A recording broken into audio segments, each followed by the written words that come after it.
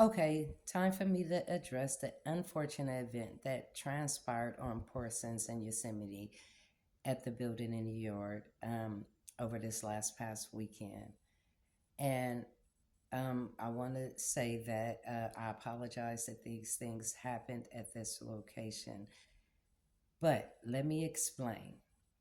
Now, everybody that lives in Merced and know Merced and how Merced functions knows that everything about this situation looked like a setup. Now, why do I say it looked like a setup? Because unfortunately, the kids was over there having like a little kickback, and some other kids came that they were trying to get rid of. Some fights broke out, and a couple of people was shot. Now, at this particular time, one of the people that was shot in the leg was the fentanyl prevention business that stays there, and I mean does business there, husband. And then someone was shot in the chest or in the stomach that I am aware of. But both of them are going to be okay, and that's a good thing. And I apologize to the families. But the thing is everybody think it was a setup, and those bullets actually was meant for me. But unfortunately, I wasn't there because they want me to not expose their dirt. They would go to any extreme to stay in power. Now, I was scratching my head, and it was mind boggling that I couldn't figure out why I couldn't get no help when I was trying to go to the city council, trying to go to the court department and the police department and all these places, because now I understand why. The RK Group, City Council, Coldwell Bankers, Select Property Management, and all the city departments are actually all in cahoots. You see where it says subject site? A couple of years ago, they sent out letters to the people in the surrounding areas letting them know that they were going to build an apartment complex there, which they still are. And the same people that own the property right here, where the building I was leasing, actually own this piece of land right here too. So you got Coldwell Banker that rents out this building, because I am not the only business that was affected by these chain events. It was two other businesses that was there before me that I'm told that didn't make it 3 months due to city council kept on shutting them down. Now, what would be city council's interest of shutting these business down? Now, Coldwell Banker rents lease out the place for they could take advantage of people and take their money. Select Property Management comes around the corner and then start applying pressure on them to go into a new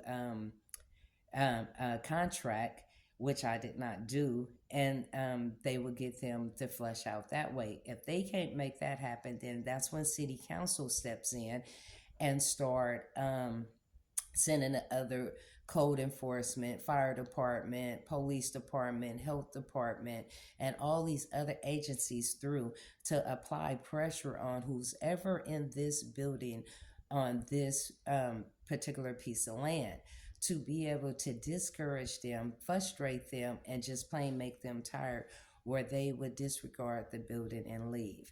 But instead, they wasn't expecting me to expose their corruption and then pinpoint certain things that they were doing.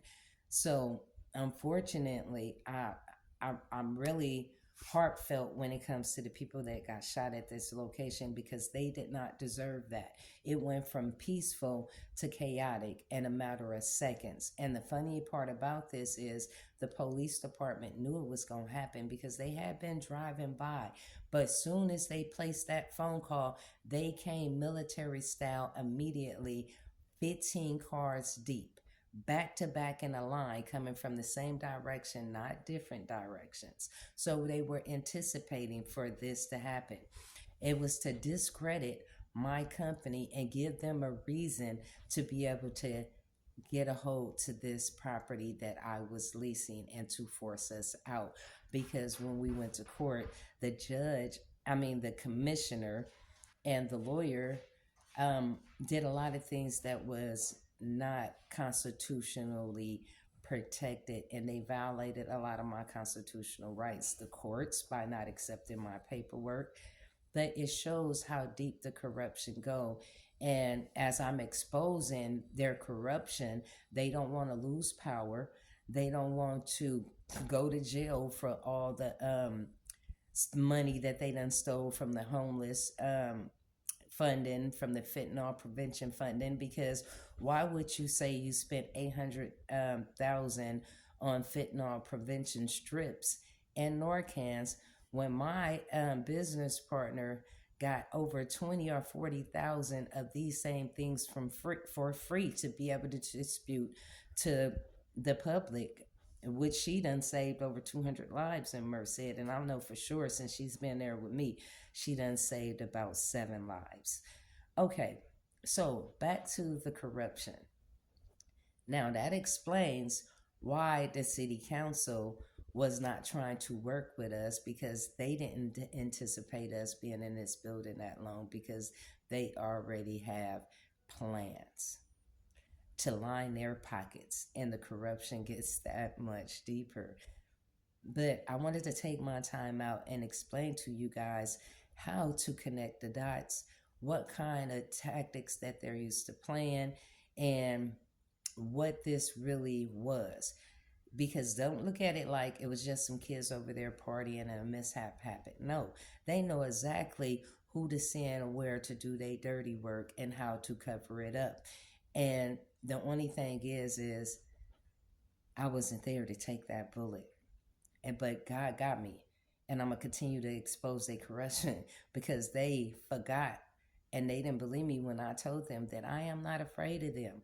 If people can be in these streets and fight their own kind and kill their own kind, you better be ready to fight a corrupted system with no fear. Because at the end of the day, that's your real oppressor, not your neighbor. And when we get through exposing them, hopefully we can get some people took to jail. We could get some people to other people in these seats that's going to be more for the people. And also get these other businesses closed down, get some bonds took from these judges, and also get the lawyers that's corrupted debarred. And also, it's a shame that because we went and asked for an audit for the fentanyl prevention money, the homeless money, and the Virginia Smith Trust money, that you guys are applying pressure to them homeless people like that now. Y'all ought to be ashamed of yourself.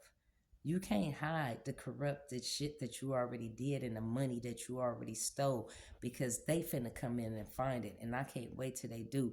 But y'all ass could go to jail and get the fuck out of the way, for the people can get a break and get what they're entitled to and make some progress in their own life instead of you oppressing people. I'm out. Until my next video.